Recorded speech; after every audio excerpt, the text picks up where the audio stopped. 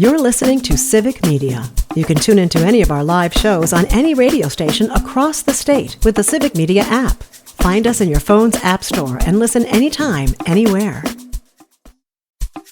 This is your WLAK Daily News Roundup for Lake Air, 107.5 FM and 1260 AM in Amory.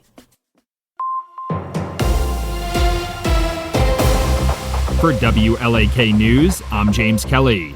Western Wisconsin residents still have a couple of days to participate in Wisconsin Credit Union's annual summer food drive. The food drive seeks to help kids who no longer have access to school meals. The organization announced that all of their offices will be participating in this year's Schools Out summer food drive until July 19th. The company has offices across western Wisconsin, including Eau Claire, St. Croix, Polk, Washburn, and Barron counties. Both non-perishable food items and monetary donations will be accepted through the food drive.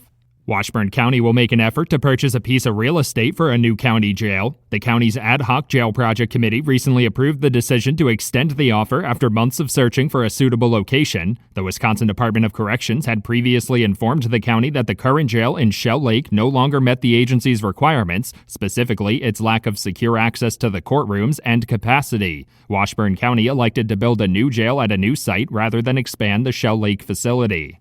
Advertising in the race for Wisconsin governor has officially started. Earlier this week, Republican candidate Bill Berrien announced the purchase of about $400,000 of TV, radio, and online advertisements. Berrien was the second Republican to enter the field following Washington County Executive Josh Showman, who has not reported any advertisement purchases with 13 months to go until the primary. Governor Tony Evers has not yet announced if he intends to seek a third term, but is expected to share that decision in the coming weeks. Barron County officials are reminding residents that the deadline to pay their property taxes is coming up. 2024 postponed real estate taxes in the county are due by July 31st. Rice Lake residents must pay their property taxes directly to the city, and all other Barron County residents must pay them to the county. The Barron County Government Center on Monroe Avenue has a drop box near the main entrance where residents can drop off their payments. Information on payment options, status, and amounts can be found on the county website. The Wisconsin Department of Natural Resources is accepting applications for the Hunter Recruitment, Retention, and Reactivation Grant Program. The goal of the program is to promote safe and ethical hunting across the state. There's a total of $75,000 available through the program, and grants can be awarded to both individuals and community-based organizations for projects like hunting-related expos or purchasing specialized equipment for public use. Grant funding applications will be accepted until September 15th and can be submitted online. The Wisconsin Department of Natural Resources is sharing some safe camping tips with residents in case of severe weather. DNR officials say the state's parks and wildlife areas don't have the staff necessary to communicate critical weather information with thousands of campers, so residents should take some precautions themselves. Campers enjoying the outdoors should always remember to bring a weather radio with them in case they visit an area with poor cell phone service. They should also inform people where they plan to go and when they expect to return. Construction work on an over $6 million rehabilitation project for the Bong Bridge between Superior and Duluth is set to get underway on Monday. According to the Wisconsin Department of Transportation, the rehabilitation project will include concrete repairs, replacing streetlights, and painting the steel structures of the bridge. Transportation officials say construction work is currently scheduled to last through the end of November. The bridge will remain mostly open to traffic during the rehabilitation project, but will only keep one lane open in each direction. Bayfield County residents are circulating a petition against plans for a cell phone tower in the town of Russell. The tower was proposed by Verizon Wireless and Tower North, and their application for the project is set to go before the Bayfield County Planning and Zoning Committee on Monday. Residents circulating the petition say the nearly 300-foot tower would be an eyesore in the area that strongly values its natural environment. The application states that the companies are trying to eliminate a gap in service coverage along Highway 13. The Wisconsin Department of Safety and Professional Services has announced the distribution of over $36 million to fire departments across the state. The funding comes from the 2% fire dues program, which requires insurers to pay 2% of the premiums they collect to the state for distribution to professional, volunteer, and hybrid fire departments. This year's funding through the program increased by nearly 12%. Fire departments use the money they receive for things like equipment, fire prevention programming, and crew training.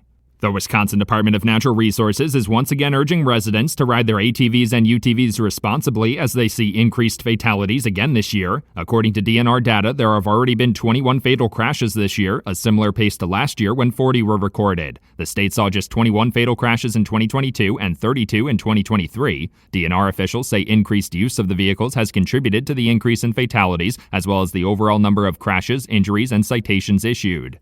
For WLAK News, I'm James Kelly.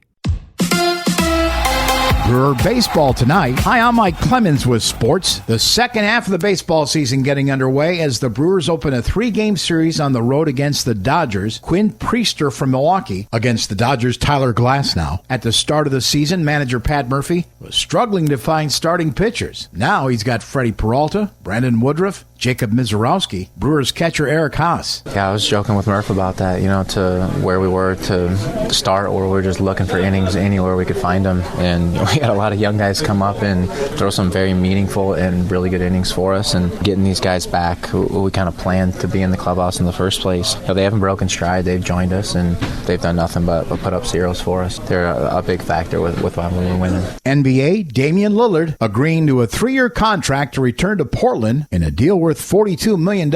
He'll be joined by Drew Holiday, who the Bucks traded away 2 years ago to bring Lillard to Milwaukee. With sports, I'm Mike Clemens. On your entertainment beat, I'm Pete Schwaba. In 2009, Joaquin Phoenix acted really strange on an episode of The Late Show with David Letterman. The Gladiator actor appeared on the same stage in the same theater on The Late Show with Stephen Colbert on Tuesday and discussed his Letterman appearance, saying he deeply regretted it. During his previous Late Show appearance, Phoenix says he was parodying a character he was playing in a film that was about to be released at the time called I'm Still Here, a mockumentary about Phoenix leaving acting to become a hip-hop artist. Phoenix wore a dark suit and sunglasses and said little. He told Colbert he was hoping Dave would lacerate him after informing the Late Show staff that was how he was going to appear for the interview. In hindsight, it was a disaster. The Oscar-winning Phoenix called the interview and the entire experience a disaster and uncomfortable. I remember that night, and he's putting it mildly. Did you know Madonna and Gwyneth Paltrow were friends? Me either. Did you know they were no longer friends? I didn't either. Until now, thanks to People magazine, which published an excerpt from Gwynnie P's new memoir called Gwyneth, the Biography. I wonder if the actual book is as much of a snooze as that title. Apparently, the breaking point in their friendship was when Madonna crashed the Oscar-winning actress's vacay unannounced with her children, and at one point started yelling at them. Paltrow's husband at the time, Coldplay frontman Chris Martin, had had enough, and so had Paltrow, who admitted she can ice people out and harbor revenge, adding that her and Madge's friendship had become toxic, possibly similar to the toxicity found in her crotch-based aroma products from her company Goop. It's true. Paltrow says the two became friends when they both realized they like to sound British sometimes. I might have made that part up,